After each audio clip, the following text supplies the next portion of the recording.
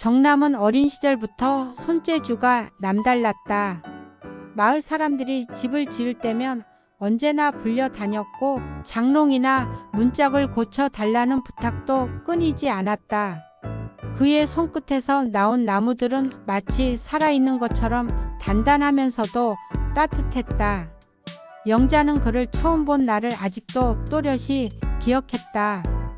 20살갓 넘은 나이에 어머니 심부름으로 장터에 나갔다가 덩치 큰 청년이 무거운 기둥을 둘러매고 걸어가는 모습을 본 것이다.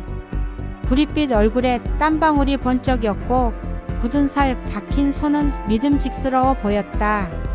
그 순간 영자의 가슴 속에는 알 수 없는 두근거림이 스며들었다. 두 사람은 몇 번의 우연한 만남 끝에 결국 부부가 되었다. 살림은 넉넉하지 않았지만 함께 있는 것만으로도 충분했다. 비오는 날이면 새는 지붕을 함께 손질했고 겨울이면 서로의 체온에 의지하며 긴 밤을 견뎌냈다. 처음 마련한 초가집은 비좁고 불편했지만 그곳에서 흘러간 젊은 날의 기억은 언제나 빛나고 있었다.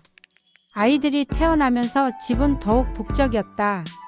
큰아들이 울음을 터뜨릴 때마다 정남은 서툰 손길로 아기를 안아 올렸고 영자는 젖을 물리며 웃음을 지었다. 그렇게 작은 기쁨들이 차곡차곡 쌓여 세월을 지탱해 주었다. 그러나 행복은 언제나 수고와 고단함 위에 얹혀 있었다. 정남은 날마다 마을 이곳저곳을 다니며 목수 일을 했고 영자는 밭에서 허리를 굽히며 잡초를 뽑았다. 한여름에는 땀으로 옷이 흠뻑 젖었고 겨울에는 손이 터서 피가 맺혔다. 그래도 두 사람은 서로를 바라보며 버텼다. 저녁 무렵 마당가에 앉아 밥 한 숟가락을 나눠 먹으며 내일을 이야기했다. 여보, 우리 아이들은 꼭 공부를 시켜야 해요. 나처럼 흙 묻히며 살게 하면 안 돼요. 영자의 말에 정남은 고개를 끄덕였다. 그들의 바람은 언제나 자식들에게 향해 있었다. 세월이 흘러 아이들이 하나둘 자라났다. 큰 아들은 머리가 총명하여 동네 학교에서 늘 으뜸이었다. 둘째 아들은 장난기가 많아 부모를 애태웠지만 손재주가 있어 집안일에 도움이 되었다. 막내딸은 집안의 꽃처럼 귀여움을 받았다. 새 아이의 웃음소리는 좁은 마당을 가득 채웠고 그 소리에 지친 부모의 어깨는 잠시나마 가벼워졌다. 영자는 아이들이 자라는 모습을 보며 자신이 조금 더 힘들어도 괜찮다고 생각했다. 정남은 밤마다 아이들의 얼굴을 바라보다가 내일은 더 열심히 일해야겠다고 다짐했다. 그러나 생활은 늘 빠듯했다. 아이들의 학비는 해마다 늘어났고 집안 살림은 구멍난 독처럼 메워도 부족했다. 정남은 더 많은 일을 찾아다녔고 영자는 장터에 나가 직접 기른 채소를 팔았다. 두 사람은 손에 굳은 살이 배고 얼굴에 깊은 주름이 자리 잡을 만큼 고단했지만 그것이 삶이라 여겼다. 함께라면 무엇이든 견딜 수 있었다. 어느 해 큰아들이 도시에 있는 고등학교에 합격했다. 집안은 잔치집처럼 들떴지만 곧 걱정이 뒤따랐다. 학비와 하숙비를 어떻게 마련할 것인가. 영자는 밤새도록 잠을 이루지 못했다. 정남은 담배만 뻑뻑 피워댔다. 그러나 이내 두 사람은 마음을 다잡았다. 우리가 좀 더 고생하면 되지. 그렇게 말하며 정남은 이웃 마을까지 나가 일을 거들었고 영자는 새벽마다 장터로 발걸음을 재촉했다. 아이들이 차례로 집을 떠나면서 집은 점점 조용해졌다. 예전에는 마당 가득 뛰놀던 발자국 소리와 웃음소리가 가득했는데 이제는 닭 울음소리와 바람 소리만 들릴 뿐이었다.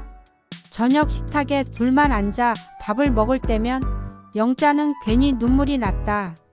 정남은 그럴 때마다 일부러 농담을 던지며 아내를 웃기려 했지만 그 역시 마음 한켠이 허전했다. 도시에 간 아이들은 점점 부모와의 거리가 멀어졌다. 전화는 점점 줄었고 명절에나 얼굴을 비추는 경우가 잦아졌다. 큰 아들은 회사 일에 치여 자주 오지 못했고 둘째 아들은 외국으로 나가 연락이 뜸했다. 막내딸은 결혼 후 아이 키우느라 정신이 없다고 했다. 영자는 전화기를 붙들고 한참 동안 멍하니 있다가 이내 내려놓았다. 우리도 이제 늙은 거지 뭐. 그녀의 한숨은 점점 깊어졌다. 정남은 그럴 때마다 아내의 손을 잡으며 말했다. 당신이랑 나랑 있잖아. 우리 둘이 버티면 돼. 하지만 그 말 속에는 애써 감춘 쓸쓸함이 묻어 있었다. 그는 몰래 새벽마다 마당에 나와 담배를 피우며 아이들의 얼굴을 떠올렸다. 어린 시절 마당을 뛰어다니던 모습이 아른거렸지만 이제 그들은 저 먼 도시에서 각자의 삶을 살고 있었다. 세월은 잔인할 만큼 빠르게 흘렀다. 어느덧 정남은 70을 넘겼다. 몸은 예전 같지 않았다. 무릎은 늘쑤셨고 허리는 구부정해졌다. 그러던 어느 날 그는 갑작스레 쓰러졌다. 병원에서는 중풍 초기라 했다.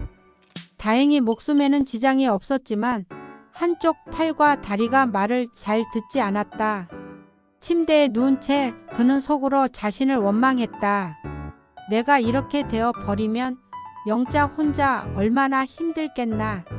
영자는 남편의 손을 꼭 잡으며 속삭였다. 괜찮아요. 내가 있잖아요. 여보가 평생 우리 가족 지켜줬는데 이제는 내가 여보 지켜줄 차례예요. 그러나 그녀의 속마음은 무겁기만 했다. 하루 종일 간호하며 지내다 보면 기운이 빠지고 몸이 무거워졌다. 때로는 화가 치밀어 오르기도 했다.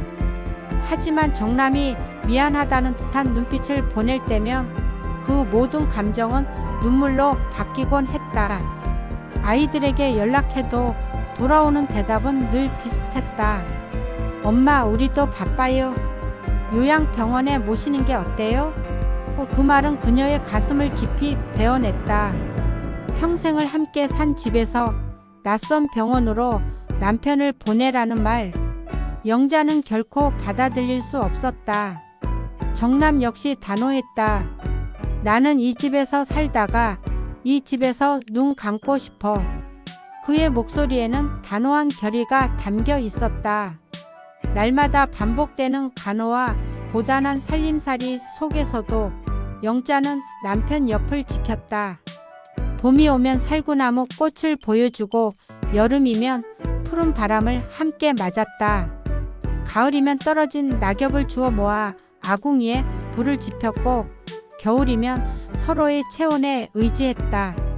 삶은 고단했지만 두 사람의 마음만은 여전히 서로를 향해 있었다.